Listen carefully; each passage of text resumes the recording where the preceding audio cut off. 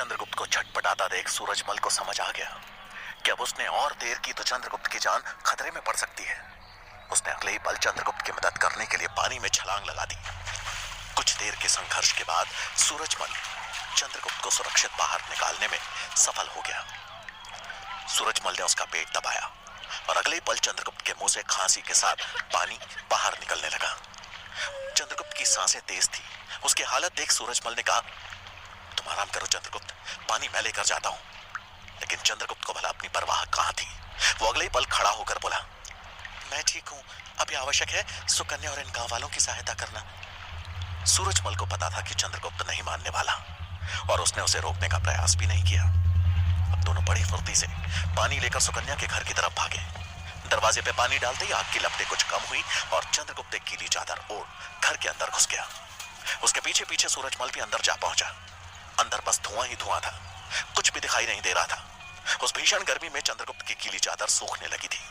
चंद्रगुप्त ने घर के आंगन में जाकर बड़े ध्यान से देखा तो बीच में सुकन्या की मां और पिताजी दोनों मूर्छित होकर जमीन पर पड़े थे। आंगन के चारों तरफ आग ने जैसे घेरा बनाया हुआ था।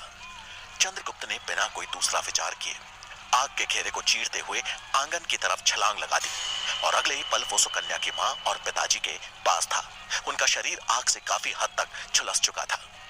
चंद्रगुप्त और सूरजमल को अंदर जाता देख सुकन्या ने भी अपने आप को उस आदमी से जैसे तैसे छुड़ाया और अंदर की ओर भागी। कुछ हिम्मत जुटाते हुए वो आदमी भी सुकन्या के पीछे पीछे अंदर भागा। तब तक चंद्रगुप्त सूरजमल की मदद से सुकन्या के माता पिता को ले आंगन में लगी आग के घेरे से बाहर आ चुका था। अब सबने मिलकर किसी तरह सुकन्या के माता पिता को उस दहकते घर से बाहर निकाला, लेकिन तब तक बहुत देर हो चुकी थी। आग ने अपना काम कर दिया था और सुकन्या के माता पिता दोनों की मृत्यु हो गई। उनके झुलसे हुए मृत शरीर देख सुकन्या की चीख गूंज उठी। उनको ना बचा पाने का पछतावा चंद्रगुप्त के चेहरे पर साफ झलक रहा था। काफी प्रयासों के बाद गांव में फैली आग को किसी तरह से काबू में किया गया, लेकिन तब तक काफी जानमाल का नुकसान हो चुका था। गांव में लगी यह आग किसी की गलती नहीं, बल्कि सोची समझी गहरी साजिश थी। अपने माता पिता को यूं अचानक खोने के कारण सुकन्या गहरे सदमे में चली गई थी। उसकी दशा देखकर चंद्रगुप्त ने सूरजमल से सवाल किया, आचार्य, क्या हम इसे अपने साथ आश्रम नहीं ले जा सकते? चंद्रगुप्त की चिंता सूरजमल को समझ आ रही थी। वो खुद भी यही चाहता था। उसने सुकन्या के पास जाकर उसे सांत्वना देते हुए कहा, तुम अकेली नहीं हो। मैं चंद्रगुप्त, आचार्य चाणक्य, हम हैं ना तुम्हारा परिवार। तुम चाहो तो आश्रम में आकर रह सकती हो। सुध-बुध खो बैठी सुकन्या ने जवाब देते हुए कहा कि वो अपने माता पिता के दाह संस्कार के बाद ही कोई निर्णय लेगी। कुछ ही देर में गांव वालों ने सभी मृत जनों को एक जगह इकट्ठा किया और उन मृत व्यक्तियों के परिजनों की दर्द भरी किलकारियां पूरे वातावरण में गूंज उठी। उदास होकर चंद्रगुप्त और सूरजमल आश्रम लौट गए। चाणक्य को आज तक्षशिला से आश्रम लौटने में देर हो गई थी। रात काफी हो चुकी थी। चंद्रगुप्त की प्रवेश परीक्षा की उधेड़बुन में खोए चाणक्य आगे बढ़ रहे थे कि तभी उन्हें लगा कि कोई उनका पीछा कर रहा है। वो पीछे पलटे तो कोई नहीं दिखा। चाणक्य फिर आगे बढ़े, लेकिन इस बार वो सतर्क थे। उनकी चाल में कोई बदलाव नहीं आया, लेकिन अब वो अपने पीछे हो रही हर हरकत, हर आवाज के प्रति सजग हो आगे बढ़ रहे थे। इस लुक्का छिपी के खेल में चाणक्य आश्रम तक पहुंच गए, लेकिन उन्हें उस अंधेरे में कोई नहीं दिखा। ऐसा लग रहा था मानो रात के अंधेरे ने उस साय को अपनी गोद में छुपा लिया हो। आश्रम पहुंच जब चाणक्य को सूरजमल से सुकन्या के बारे में पता चला तो वो बहुत दुखी हुए। तभी चंद्रगुप्त उनके सामने आया और हाथ जोड़कर बोला, सुकन्या अकेली है, उसका अब अपना कोई नहीं बचा। क्षमा आचार्य, लेकिन हमने आपसे बगैर पूछे उसे अपने साथ यहाँ आश्रम में आकर रहने का प्रस्ताव दिया है। अगर वो चाहे तो क्या वो यहाँ आकर रह सकती है? चंद्रगुप्त की आंखों में करुणा देख चाणक्य का हृदय द्रवित हो गया। उन्होंने हामी भरते हुए कहा, अवश्य, सुकन्या हमारी पुत्री समान है। वो अकेली नहीं है। उसका पालन पोषण अब हम करेंगे। तुम उसकी चिंता मत करो। चंद्रगुप्त ये सुन खुश हो गया। चाणक्य सुकन्या को उसका परिवार तो नहीं लौटा सकते थे, लेकिन उसे अपने पास रख उसकी देखभाल करने का निर्णय लेकर उनके चेहरे पर एक संतोष का भाव था। कुछ देर बाद चाणक्य को अकेला देख सूरजमल उनके पास गया और तभी आवाज में उनसे कुछ कहा। सूरजमल की बात सुन चाणक्य के मस्तिष्क पर चिंता की लकीरें उभर आई। चाणक्य का चिंतित होना गलत नहीं था और ना ही गलत था उनका किसी के द्वारा पीछा करने का आभास होना, क्योंकि पीछा कर रहे उस साई की एक पहचान थी। वो कोई और नहीं बल्कि महामंत्री अमात्य का भेजा गुप्तचर था। वो आश्रम के पास एक अंधेरे कोने में छुपकर चाणक्य की हर गतिविधि पर नजर रखे हुए था। अपने लक्ष्य के इतने करीब पहुंच उसके चेहरे पर एक कुटिल मुस्कान बिखर गई। रात्रि का भोजन कर चाणक्य ने चंद्रगुप्त को आश्रम के प्रांगण में बुलाया। चाणक्य का गंभीर चेहरा देख चंद्रगुप्त को समझ नहीं आया कि आचार्य इतने गंभीर क्यों हैं। उसने तो आज ऐसी कोई गलती भी नहीं की। चंद्रगुप्त को देखकर आचार्य कुछ सोचते हुए बोले, क्या तुम्हारा कोई शत्रु है? सवाल सुन चंद्रगुप्त को समझ नहीं आया कि आचार्य अचानक ऐसा सवाल क्यों कर रहे हैं। उसने कुछ सोचते हुए कहा, नहीं आचार्य, मेरा तो ऐसा कोई शत्रु नहीं है। अमात्य का भेजा गुप्तचर भी उसी अंधेरे कोने में छुपकर यह सब देख रहा था। चाणक्य ने फिर प्रश्न किया, क्या तुम पूर्ण विश्वास के साथ कह रहे हो कि तुम्हारा कोई शत्रु नहीं है? चंद्रगुप्त सोच में पड़ गया। वहां खड़े सूरजमल को समझ में आ गया था कि आचार्य किस दिशा में जा रहे हैं। चंद्रगुप्त ने प्रश्न के ऊपर थोड़ा और सोचा और फिर दृढ़ता के साथ उत्तर दिया, नहीं आचार्य, मेरा कोई शत्रु नहीं है। चंद्रगुप्त का उत्तर सुन चाणक्य गहरी सांस लेते हुए बोले, चंद्रगुप्त, याद रहे कि शत्रु किसी भी रूप में हो सकता है। यह सुनकर अंधेरे में छुपा गुप्तचर थोड़ा सकपका गया। वो मन ही मन बोला, कहीं इस ब्राह्मण को पता तो नहीं चल गया कि मैं उसके पीछे लगा हूं। ऐसा सोचते हुए उस गुप्तचर ने अपनी तलवार पर और मजबूती से पकड़ बना ली और चाणक्य की बातें सुनने लगा। इधर चाणक्य का यह कथन कि शत्रु किसी भी रूप में हो सकता है ने चंद्रगुप्त को और गहन रूप से सोचने पर मजबूर कर दिया। किसी निष्कर्ष तक ना पहुंचने पर उसने आचार्य से प्रश्न करते हुए कहा, मुझे कुछ समझ नहीं आ रहा आचार्य, मेरा किसी भी रूप में कोई शत्रु नहीं है। चंद्रगुप्त की बात सुनकर चाणक्य बोले, ऐसा नहीं है कि शत्रु हर बार तुम्हें सामने नजर आए।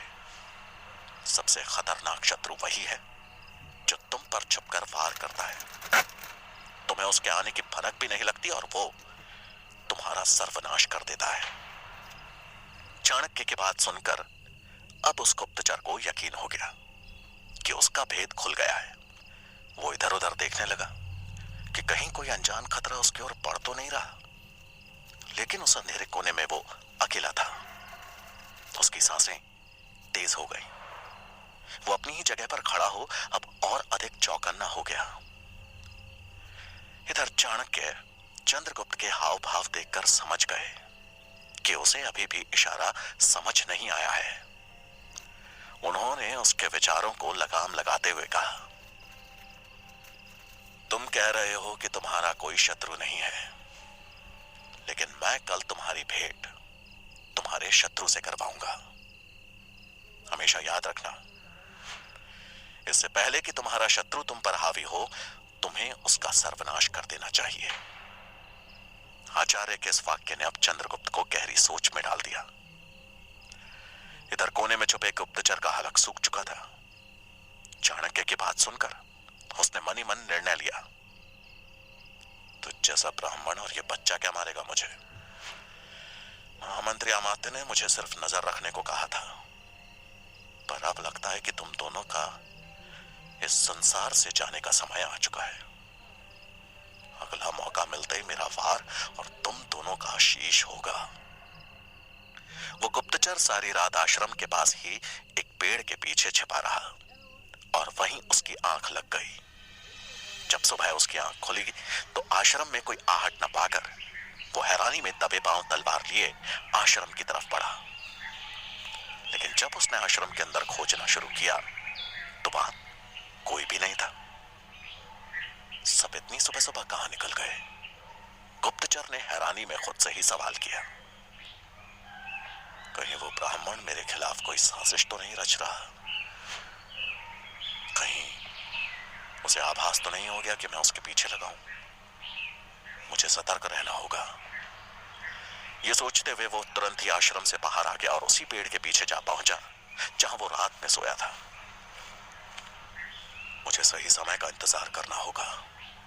सही समय पर सही वार ही मुझे जीत दिला पाएगा। ये सोच वो वहीं छुपकर प्रतीक्षा करने लगा। लेकिन उसे नहीं पता था कि चाणक्य सुबह सुबह ही चंद्रगुप्त और सूरजमल के साथ एक घने जंगल में पहुंच चुके थे, जहां आज आचार्य चंद्रगुप्त के सामने एक नई चुनौती रखने वाले थे। आचार्य ने चंद्रगुप्त से प्रश्न करते हुए कहा, अंतिम बार पूछ रहा हूं कि क्या तुम्हारा कोई शत्रु है? चंद्रगुप्त ने थोड़ी देर और सोचा और फिर जवाब देते हुए कहा, नहीं आचार्य। चाणक्य ने चंद्रगुप्त का जवाब सुनकर कहा, तो ठीक है, तुम यहीं प्रतीक्षा करो। कुछ ही देर में तुम्हारा सामना तुम्हारे शत्रु से होगा, तैयार रहना।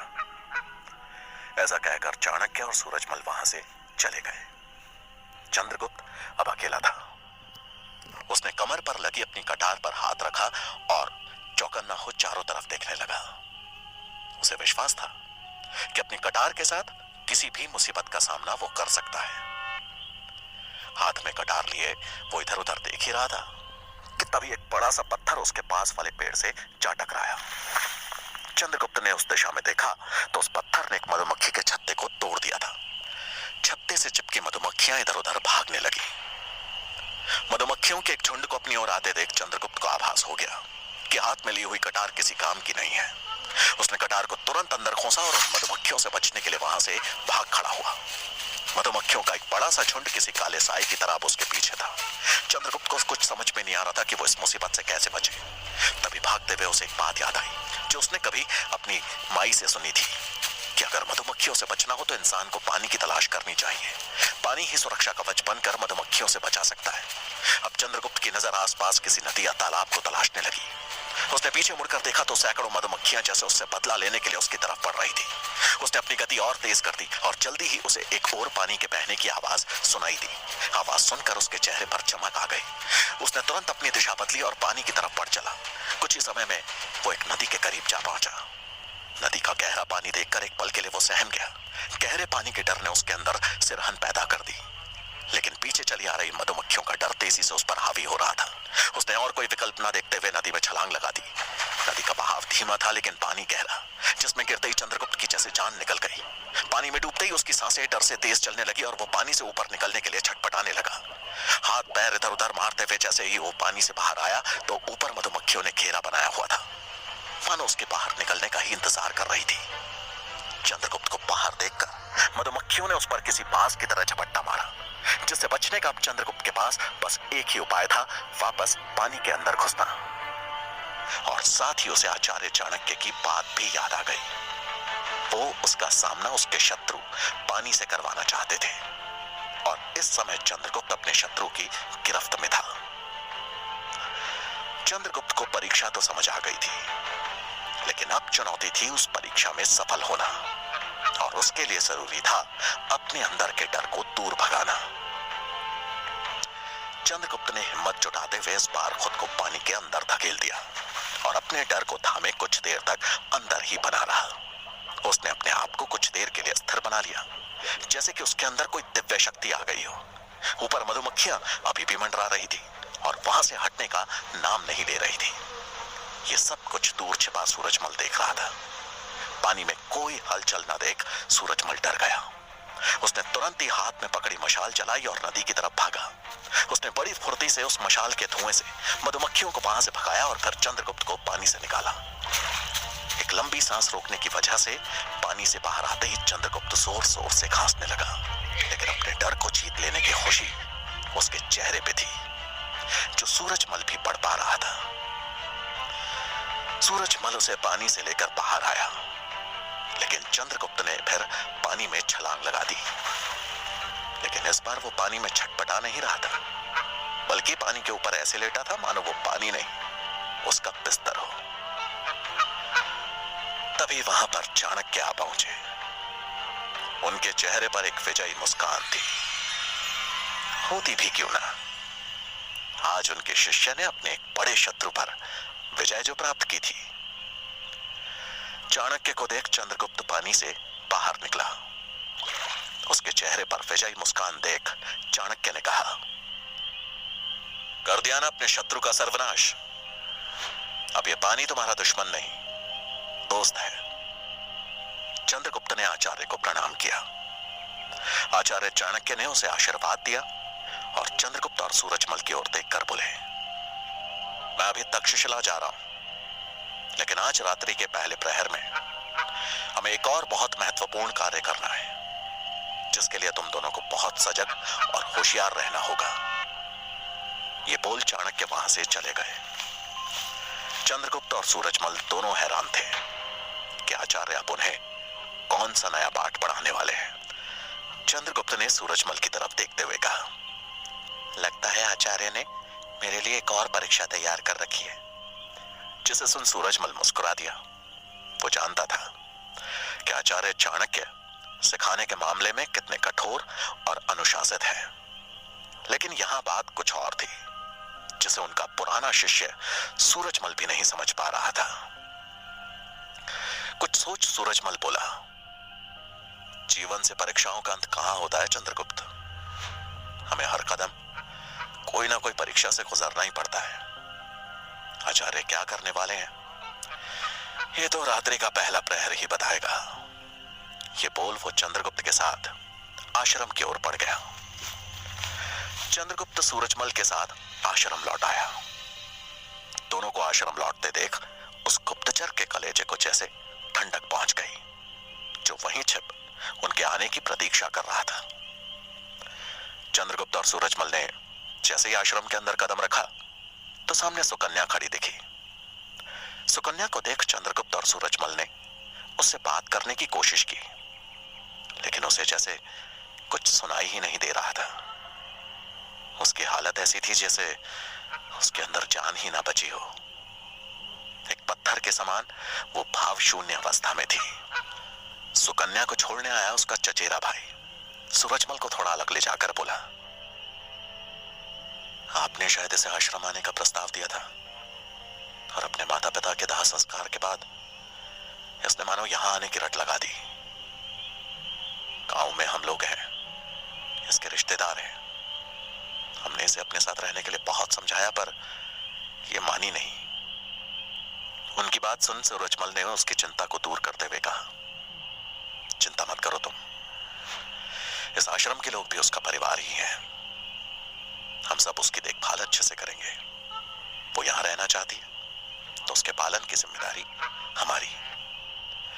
सूरजमल की बात सुन सुकन्या के चचेरे भाई की उलझन थोड़ी कम हुई। उससे बात कर सूरजमल को पता लगा कि वो आग गलती से नहीं बल्कि किसी ने जानबूझकर लगाई थी। दरअसल सुकन्या के पिता गांव के सरपंच थे, और कुछ ही दिन पहले उन्होंने गांव के हित को आगे रख डाकू उग्र सिंह की अमान्य शर्तों को मानने से साफ मना कर दिया। फिर क्या था, बदले की आग में झुलसते हुए उग्र सिंह ने पूरे गांव को ही जला दिया। अपने स्वाभिमान, अपने आदर्शों पर अड़िग रहने का मोल सुकन्या के पिता और गांव वालों ने मृत्यु को गले लगाकर चुकाया था। कुछ ही देर बाद सुकन्या का भाई उससे विदा ले गांव लौट गया। सुकन्या की अवस्था देख चंद्रगुप्त और सूरजमल ने उसे कुछ समय अकेले ही रहने देने का निर्णय लिया। शाम को चंद्रगुप्त जब आश्रम से बाहर निकला उसने देखा कि सुकन्या हाथ में एक लकड़ी का डंडा थामे जैसे युद्धाभ्यास कर रही थी। वो डंडा हवा को चीरता हुआ तेजी से कभी दाएं तो कभी बाएं जा रहा था। सुकन्या का भावहीन चेहरा उसके दर्द को साफ बयान कर रहा था। वो डंडे को तलवार की तरह बड़ी तेजी से इधर उधर घुमाए जा रही थी।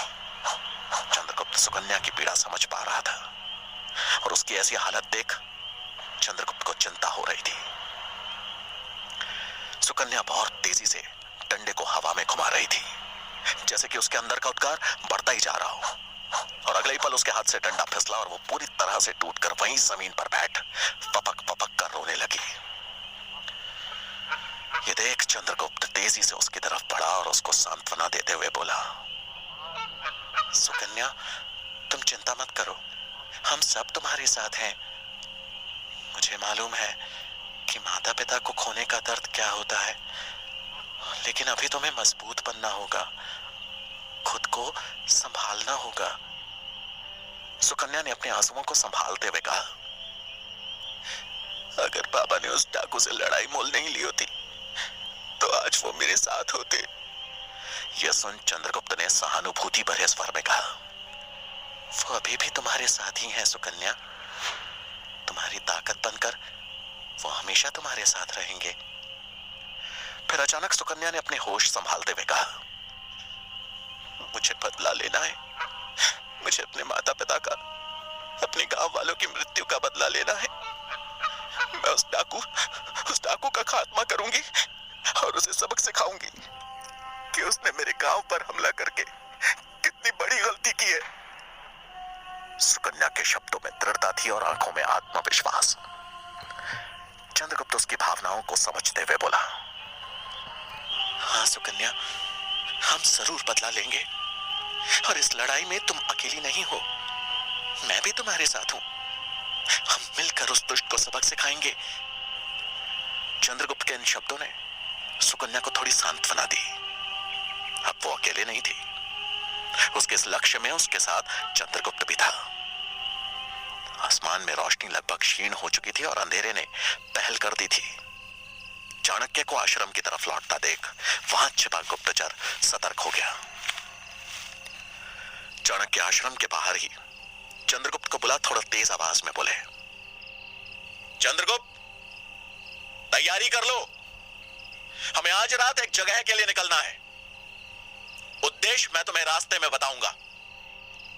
ये बोल चाणक्य अपने कक्ष में चले गए, लेकिन उनकी इस बात पर भी गुप्तचर कान लगाए बैठा था।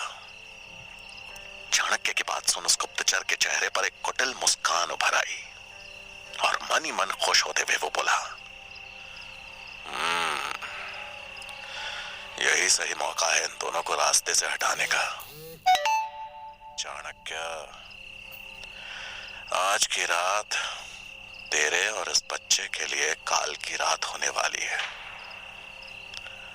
तेरा कटा हुआ सिर जब मैं अमात्य के चरणों में रखूंगा तो उनकी खुशी का ठिकाना नहीं रहेगा। रात का पहला प्रहर होते ही चाणक्य चंद्रगुप्त के साथ आश्रम से बाहर आए और हाथ में झोला लिए एक तरफ चल दिए। उन्हें देख ऐसा लग रहा था मानो किसी लंबी यात्रा के लिए निकल रहे हों। गुप्तचर इसी समय का इंतजार कर रहा था। मन में हत्या का दृढ़ निश्चय कर अब वो भी दबे पांव उनके पीछे पीछे चलने लगा।